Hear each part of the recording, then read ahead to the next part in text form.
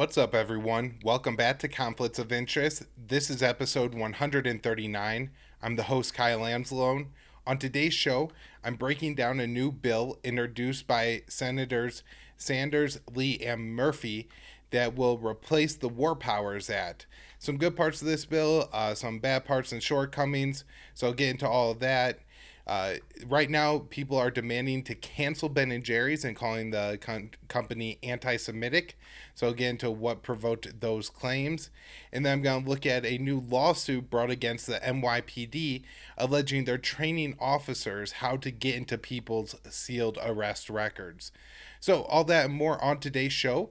Be sure you share the show. It's the easiest thing you could do to support the show. Get it out there to new listeners, help us grow the base. And we're trying to put the show out there on more platforms to do that as well. So, recently we got the show on Rumble. We're waiting to hear back from iHeartRadio on getting the show up there, but we're looking to expand the show. So if you got somewhere that you think this show should be, send me an email, a message on Twitter or something like that, and we'll try to set that up. So again, the show is now up on Rumble, and the link to that will be in the show notes page.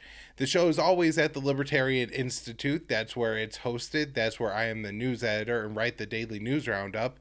And if you go to libertarianinstitute.org/Kyle, you'll find a full archive of my show and the daily news roundup. You can find the video version of the show on Odyssey and YouTube, as well as Rumble. You can support the show on Patreon or Subscribestar by setting up recurring donations. If you do want to do something with crypto, there are addresses for Bitcoin and Bitcoin Cash in the show notes page. You can support the show and get yourself some great high-quality CBD products by doing your CBD shopping at Paloma Verde. PalomaVerdeCBD.com. Again, that's PalomaVerdeCBD.com. When you check out, you use the promo code PEACE, PEACE, and you get 25% off when you spend $75 or more. And the show gets a kickback when you do that. Now, the reason you should get your CBD products from Paloma Verde is because they're the highest quality CBD I've ever used. Their products actually work consistently because they are what they say they are. Unlike some of my past experiences where I would buy CBD and sometimes I would feel, oh yeah, I get some pain relief, and other times you don't really feel anything. So high quality products with lab tested results. You can see those results at PalomaVerdeCBD.com. I really like their topical products. I have been using their sports cream pretty much every day. So PalomaVerdeCBD.com, promo code PEACE, and check out their great selection of high quality CBD products. Now let's get into the show. First story I have to talk about is the NYPD searching people's private records. This was published at The Intercept, and it's allegations from a new lawsuit. It's going to be a class action suit brought against the NYPD. Now, one of the things that they're looking for in this lawsuit are the actual training documents, which the NYPD is alleging are private documents and not for public consumption. I would really disagree on that. I think the public, when it comes to the case of any kind of public servants, we should have a right to those training documents to see what are people who are paid by the public are out there doing and what they're being trained to do. Now, the evidence for this is, I think, pretty striking. There is good evidence, and I guess the NYPD has admitted that police officers did have access to 14 databases that had sealed arrest records of, I believe, 3.5 million people, but there were 6 million arrest records. So some people 2, 3, 4, probably 10 times for a couple or something like that. So all these arrest records are supposed to be sealed in private, which means, the cops shouldn't get them, but certainly the public shouldn't get them. But in the past, they actually have ended up in the hands of the media. And New York City defense lawyers say they regularly find NYPD printouts of their clients' old sealed arrest records and prosecutors' paperwork. And again, then they end up getting into the hands of the media. So that's probably the real problem with it, right? You can make somebody's rap sheet look longer. You can make them look more like a career criminal if you can include more arrest records whenever you tell the media. So in the case of somebody like Eric Gardner, or even, not that this necessarily happened with George Floyd, but people who are victims of police violence but have their own violent or run-ins with the law in their history, and I think both of those men did have violent things. People become less and less sympathetic the more and more prevalent the violence in their past has been, the more and more serious it's been. And so the more times you could show somebody's been arrested, then the less people are going to be sympathetic that if they die in the hands of police custody. So I think that's one of the problematic things here. Also, for police officers, when they make a traffic stop or something like that, if they're looking up these records, then they're going to have more of a reason to be suspicious, more confrontational, more alert when they're dealing with people. And again, these are records that should not be in anyone's hands, including the NYPD, I believe. So this seems like if the lawsuit is allowed to move forward, we could get some very interesting documents become public on how the NYPD is training its officers. But I do think this should be a movement nationwide to get these training documents and make sure that the people who are enforcing the laws in our community are actually being trained to do that and not trained to do other things like violate the law, which it seems like these officers would be doing here. All right, now moving on to some disturbing news that people are taking any vacations at national parks this summer. This from the 10th Amendment Center. National Park Service joining the National Surveillance State. And the U.S. Park Service, I guess, is under the purview of the Department of the Interior, and the Department of the Interior released a memo saying that the National Park Service is going to start collecting data, and then that data would be made available to federal law enforcement databases. So some things they might collect from people who are staying at a national park would be the name, organization, social security number, tax ID number, date of birth, address, phone number, fax number, email, job description, job title, car information like license plate number, VIN number, car color, car make, car model, and then info about what park you're staying at, so your general location for a certain amount of time. And again, all this information is going to be made available to public databases, and so it's just more and more data that the national security state is going to sweep up on more and more of us.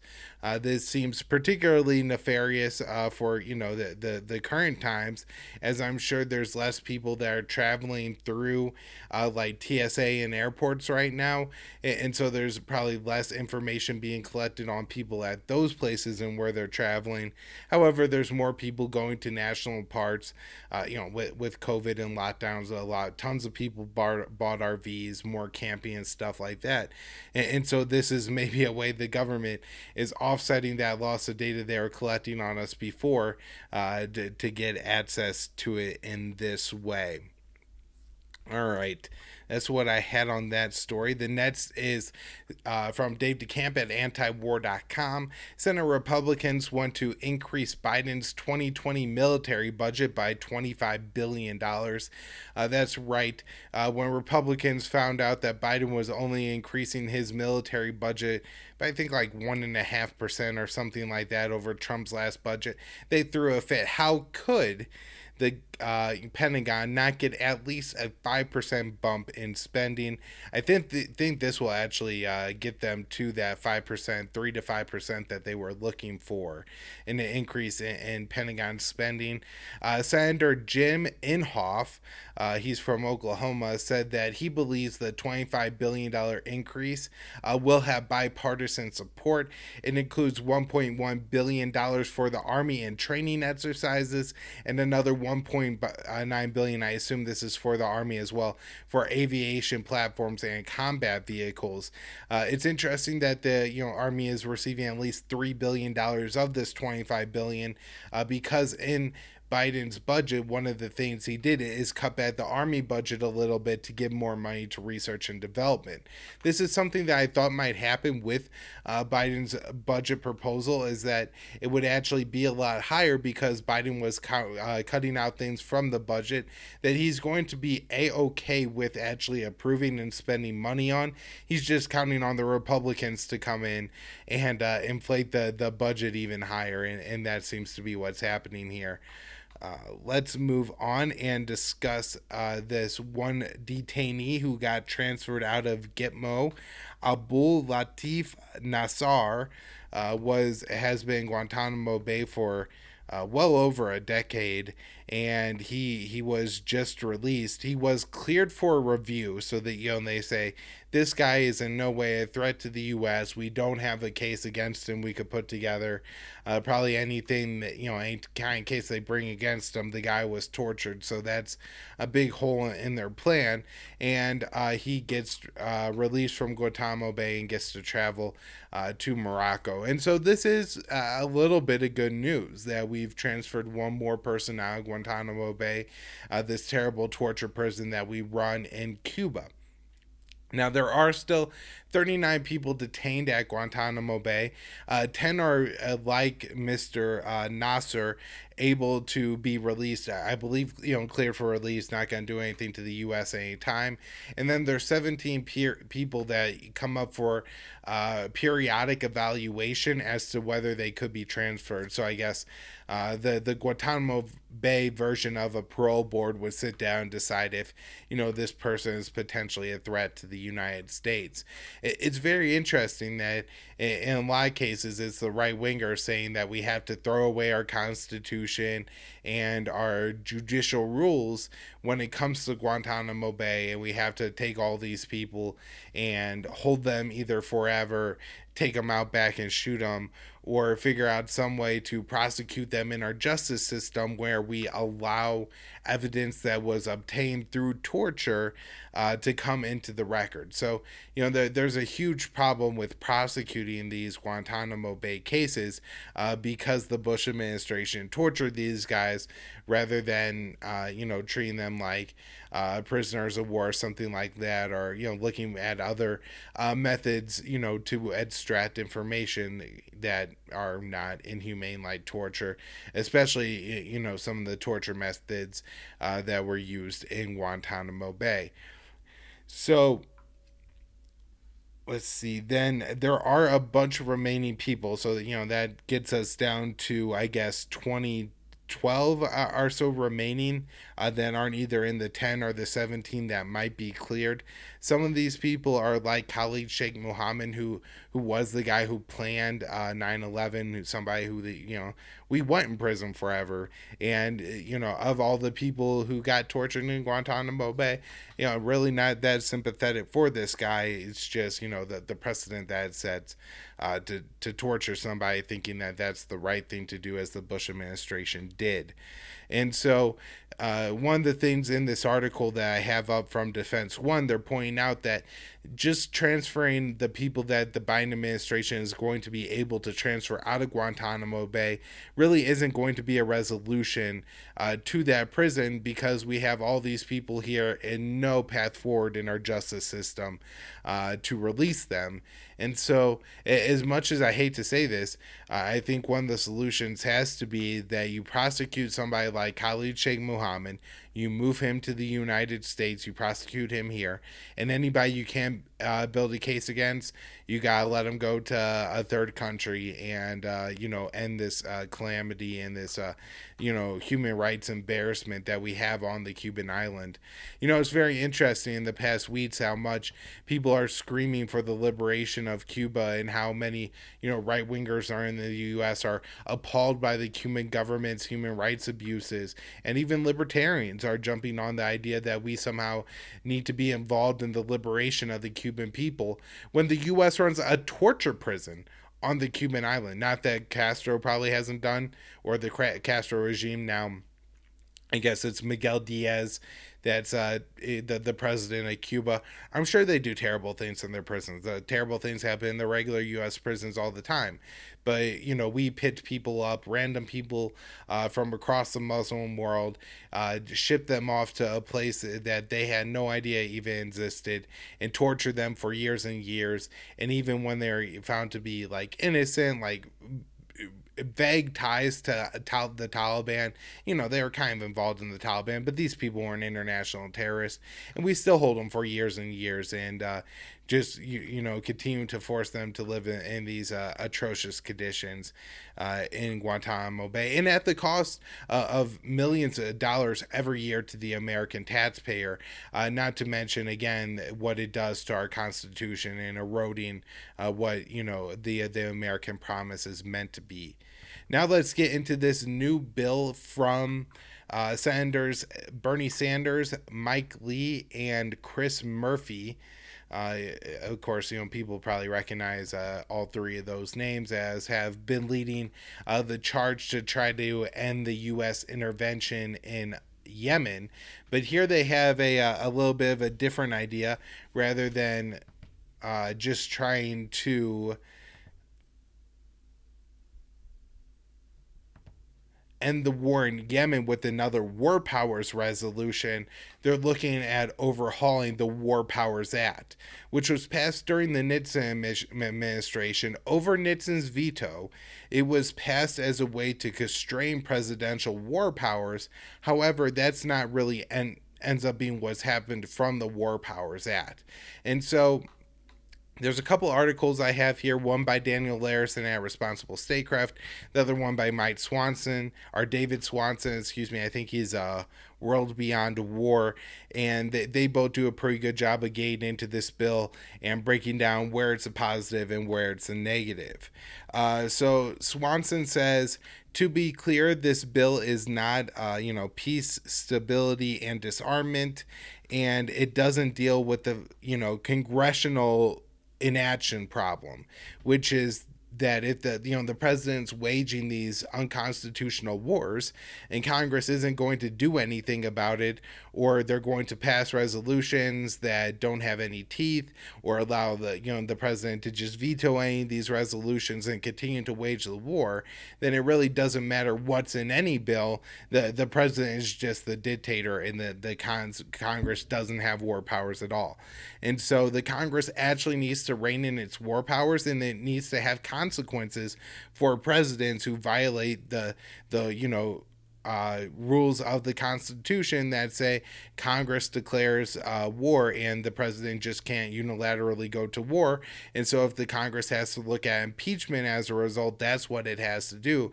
And unless they're trying to reach out and do that, it doesn't matter what they replace the War Powers Act with. But this particular bill is called the National Security Powers Act, NSPA. And it has a few, very interesting and good mechanisms in it that I think would actually force Congress to act in different ways and, give more consent to the empire, if not, rein in the empire a little bit. So, it repeals all the current authorizations for use of military force.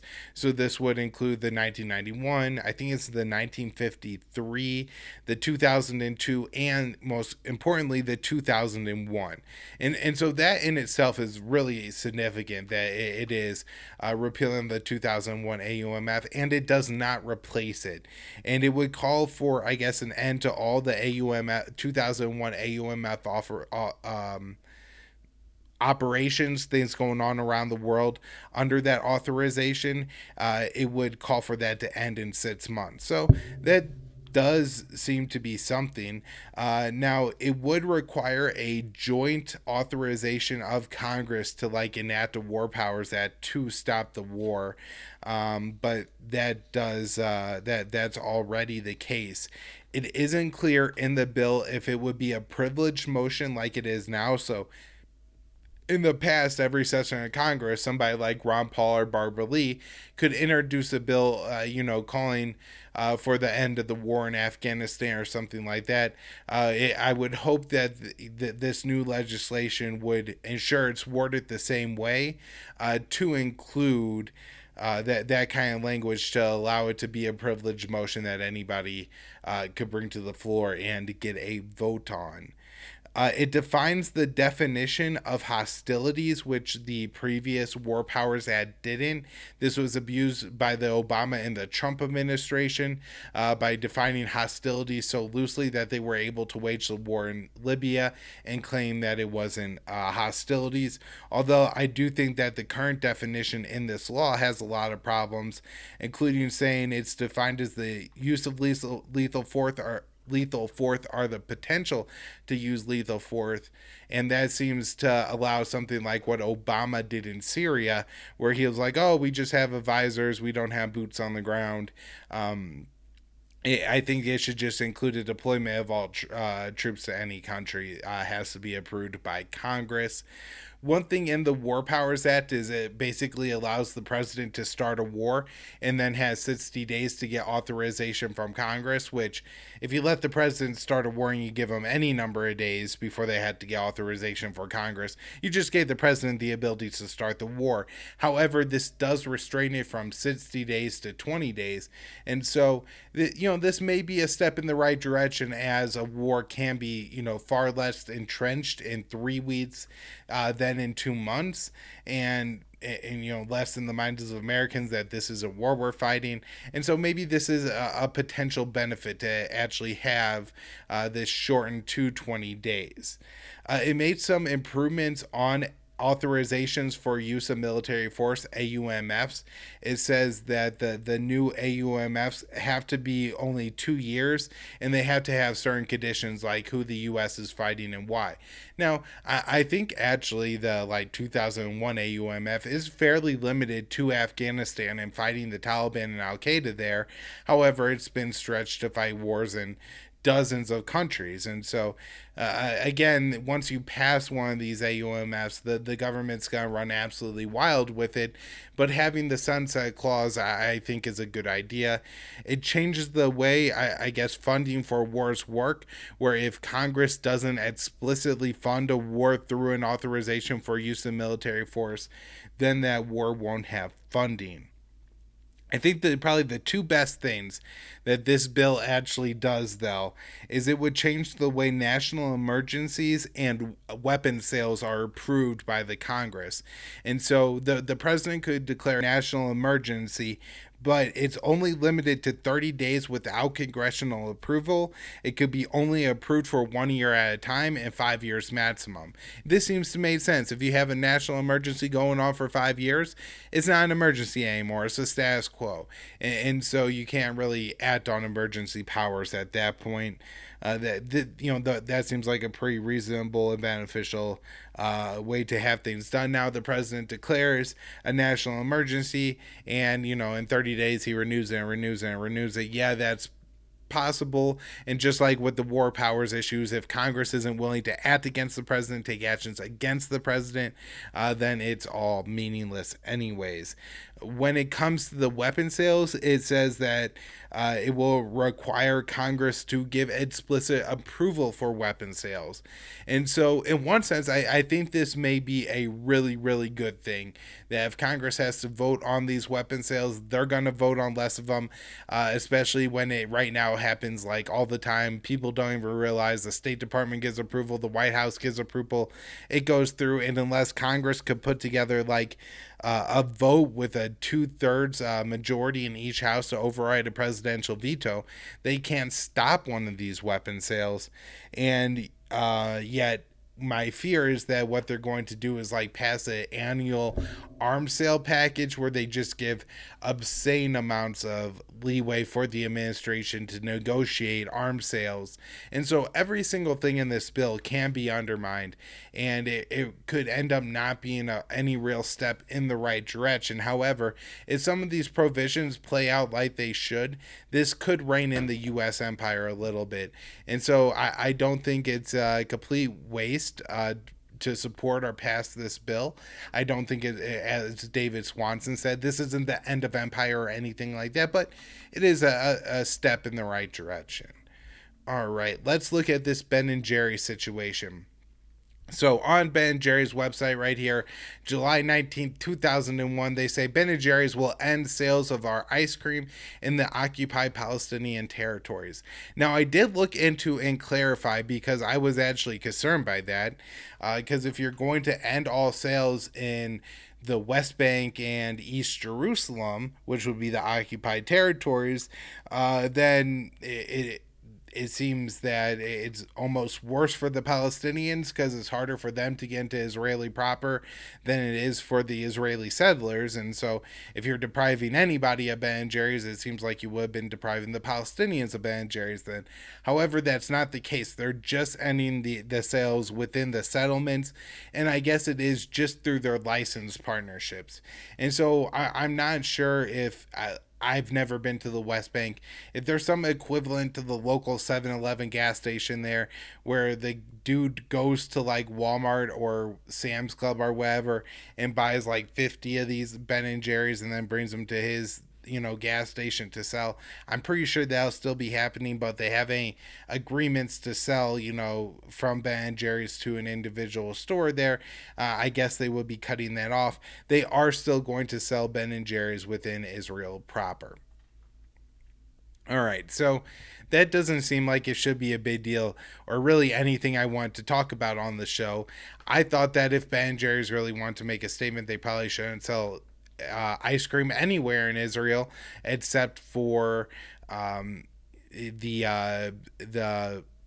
I guess Palestinian areas, right? Like you would have a problem with the Israeli state, and that's not just limited to the settlers. It's not as if it's only the occupied territories, but the country that's doing the occupying, you would also probably want to target with this too. But apparently, because of the conflict with the parent company, this is all Ben and Jerry's could get them to okay with. Now, the crazy thing isn't that Ben and Jerry's not selling ice cream in the West Bank when there's probably like 20 other options, and who knows how popular it is. And now I'm sure that in a West Bank settlement, they're probably all boycotting their Ben and Jerry's, like throwing it in the street to melt and stuff like that.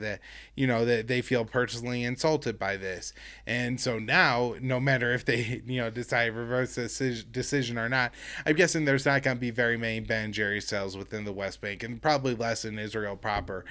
But the reaction has been absolutely crazy.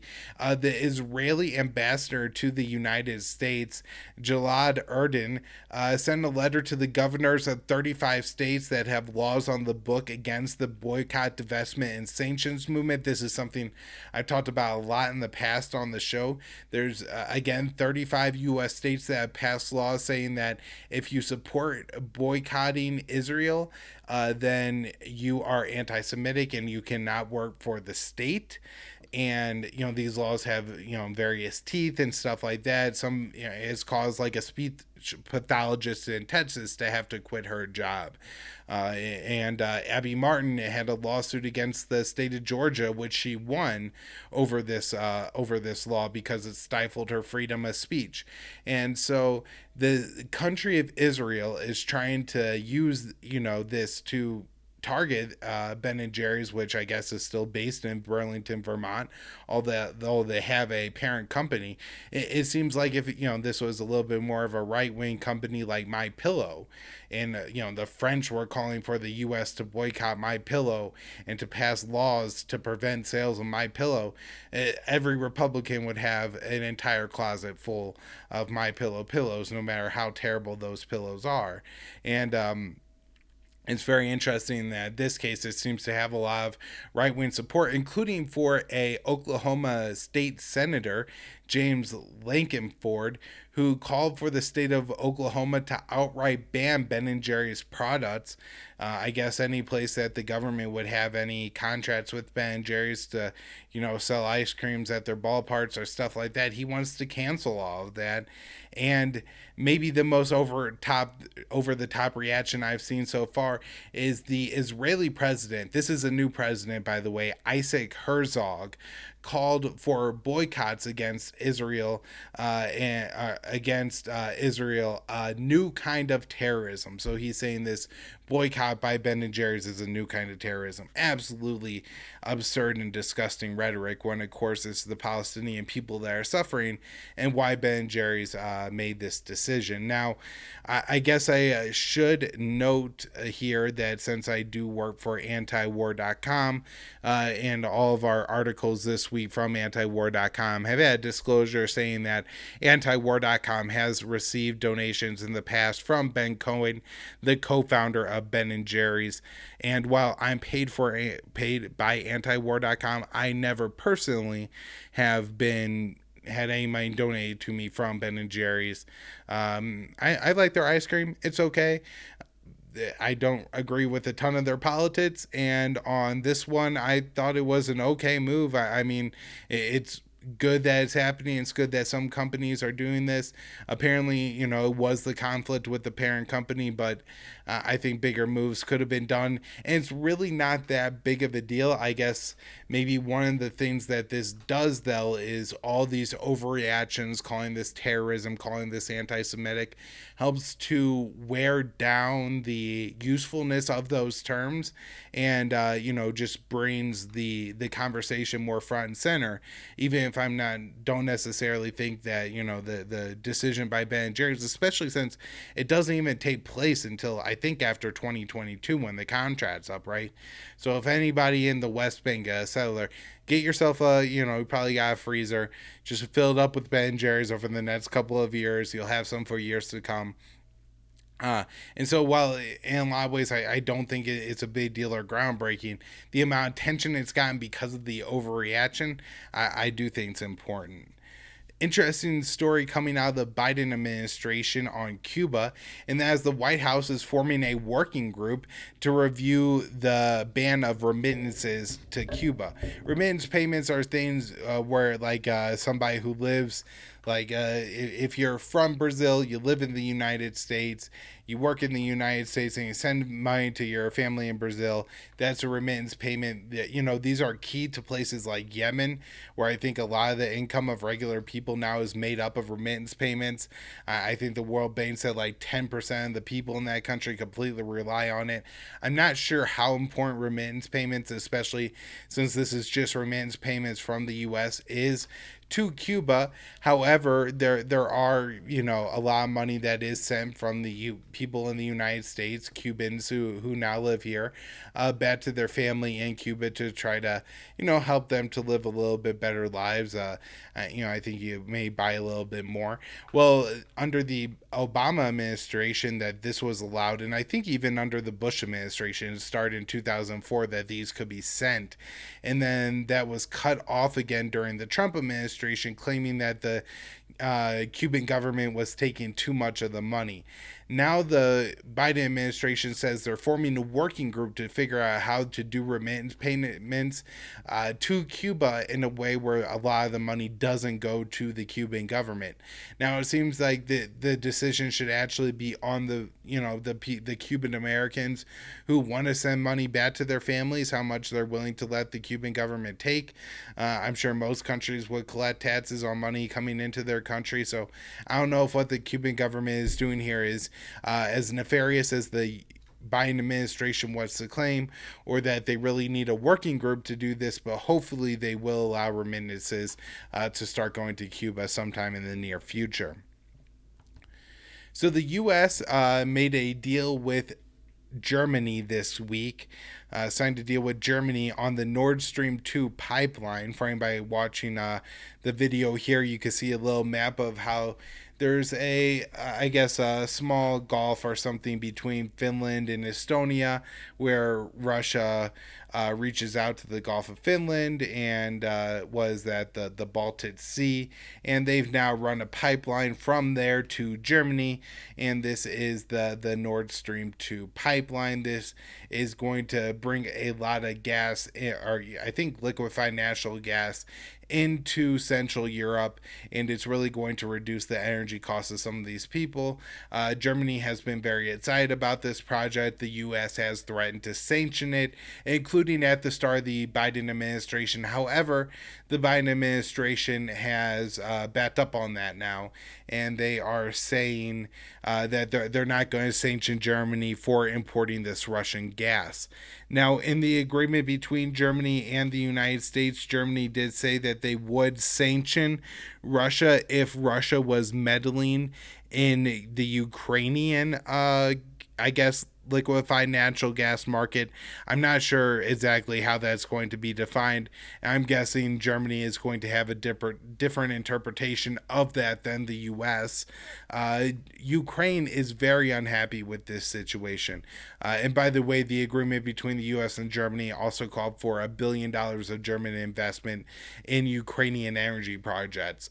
So Ukraine is saying that it's a real problem that this Nord Stream 2 pipeline is going to be done because Ukraine makes a lot of money every year because they have a pipeline that runs between Russia and the rest of Europe, and they collect transaction fees as that gas moves across their country.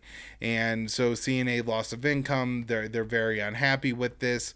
Well, I think the United States should tell Ukraine to go pound sand on this one.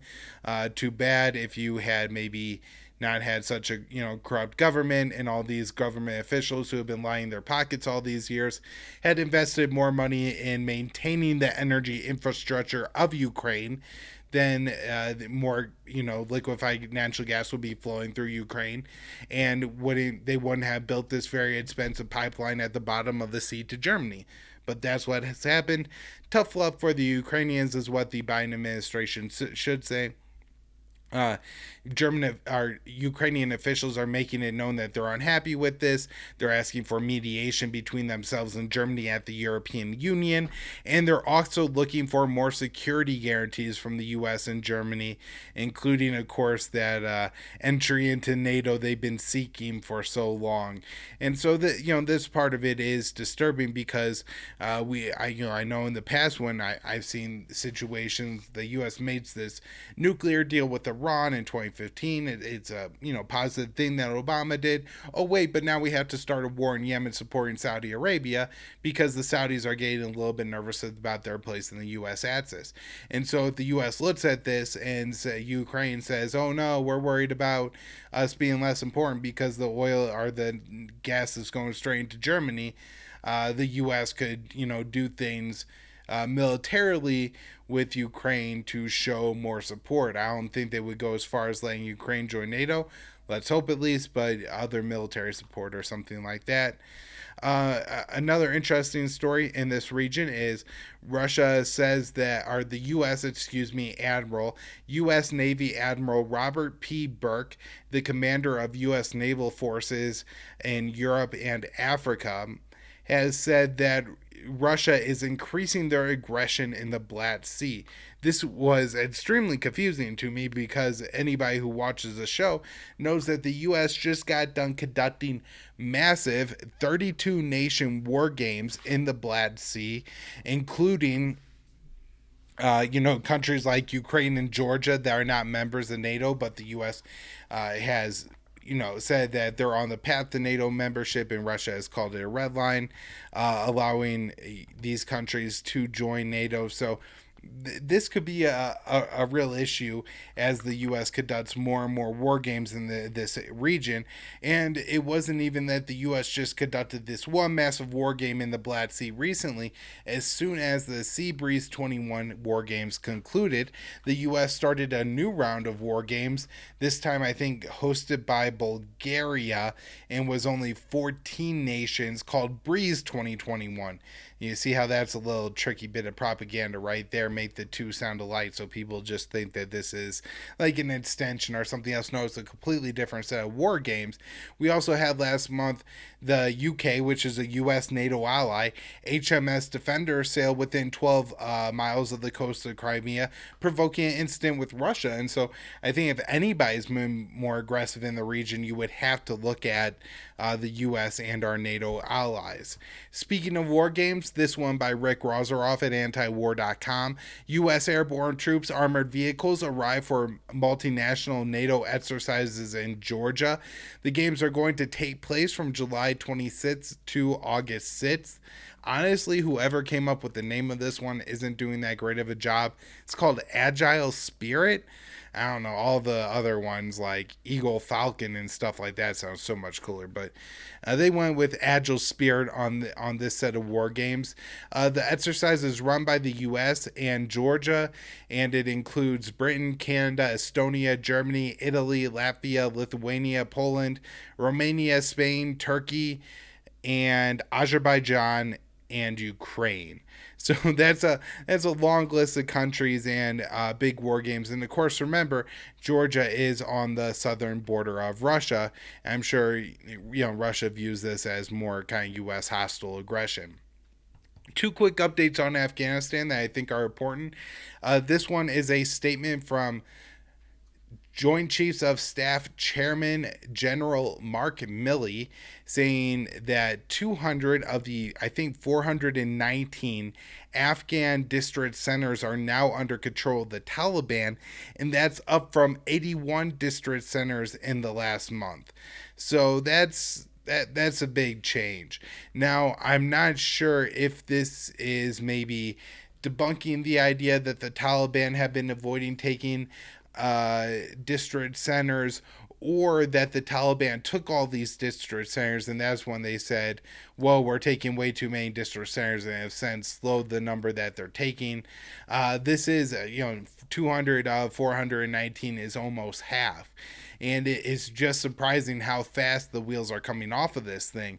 And now the U.S. has a real problem, right? Because we have all these people who have worked for the U.S. mission in Afghanistan for the past 20 years who now feel unsafe in the country and who want to leave. And the U.S. law and promise, one of the promises of working with the U.S. is that if you feel unsafe in the mission fails, then we'll get you a third country to go to. Well, the U.S. has, I think, 2,500 coming to Fort Lee in Virginia, but there's a lot more expected to apply, and they were looking for Central Asian countries, Uzbekistan, Kazakhstan, and Tajikistan to house some 9,000 Afghans who the U.S. says are at risk being targeted by the Taliban. And Uzbekistan was the first country to, respond, and they say that there was no legal basis for accepting the U.S. request to temporarily house thousands of Afghans. And that seems to me like they're giving the U.S. a big no on that one. And so this is an important story I'm going to continue to cover on the show and update regularly, because as the Afghan government continues to lose territory, there's going to be more and more Afghans at risk of these reprisal attacks. In Syria, a U.S. airstrike killed 3 people. I don't think this strike was targeting Shia militias, and there are reports that Kurdish fighters had surrounded the target before it was called in, and so it's possible that this was an Islamic State, Al-Qaeda, some kind of Sunni jihadist that was targeted here. We have reports that for the first time, Biden bombed Somalia. They say they carried out an airstrike against al-Shabaab militants.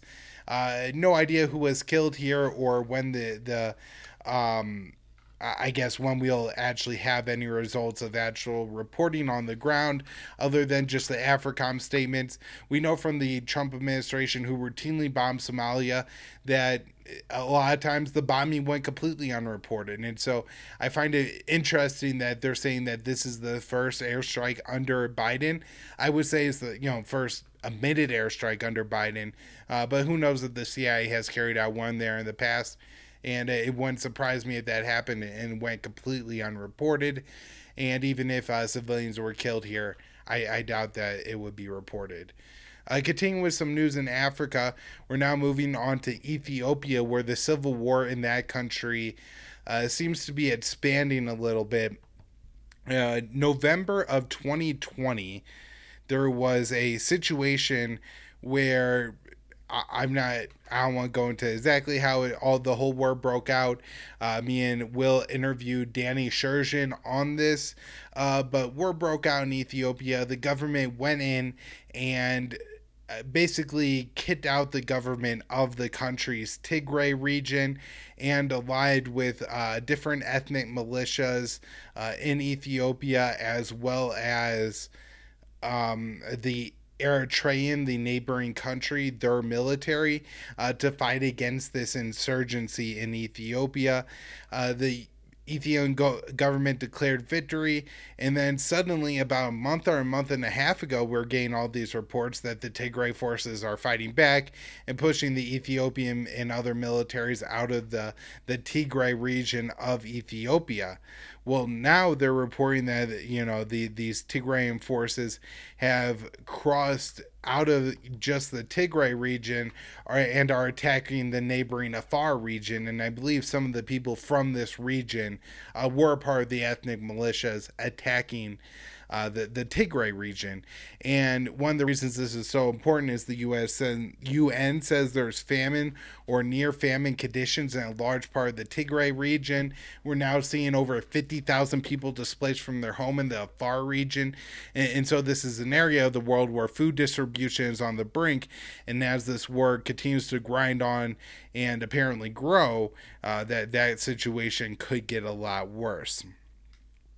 Last up here, I want to just mention this from Nigeria, where anybody who reads the news wires knows that once or twice a week in the past couple of months, there's been a report of armed gunmen going into a village and either committing a massacre or committing mass kidnappings, oftentimes targeting students, kidnapping scores or hundreds of people at a time.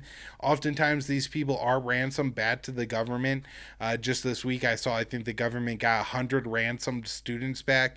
And so it's not that all these people are being killed or maybe turned into child soldiers, set slaves, or something like that. Some of them are ending up being free, but there is a good amount of violence happening in Nigeria, and we have Nigeria's government regulator telling the TV stations of the country to curb reporting on violence.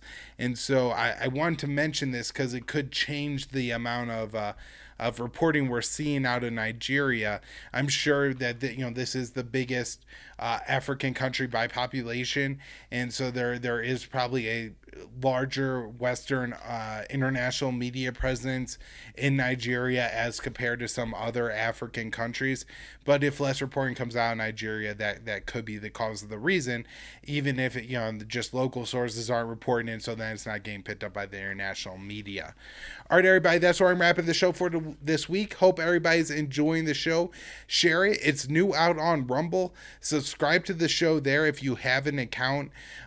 Promote it to people. If you want me and Will to continue to promote our content on different platforms that you like, be sure to share the show and stuff. If nobody's watching the show on a certain platform, maybe it's more for boomer cons than people with anti-war taints, then we don't have to use it. But if anybody is willing to share and recommend the show to a certain platform, we're certainly willing to have it up there. So going up on Rumble, we should have iHeartRadio up soon. I'm hoping to hear back from them. I'm looking at Rokefin, I think it's called. Maybe more of a left-wing voice typically, but hopefully getting the show up there shortly. So everybody just continue to share, get the show out there. Hosted at the Libertarian Institute. Paloma Verde is the sponsor, palomaverde.com. Promo code PEACE. Social media accounts at Facebook, MeWe, and Twitter. Video version at YouTube, Odyssey, and Rumble. And donate Patreon, Subscribe Star, Bitcoin, Bitcoin Cash. All the links are in the show notes page. Thanks, everyone.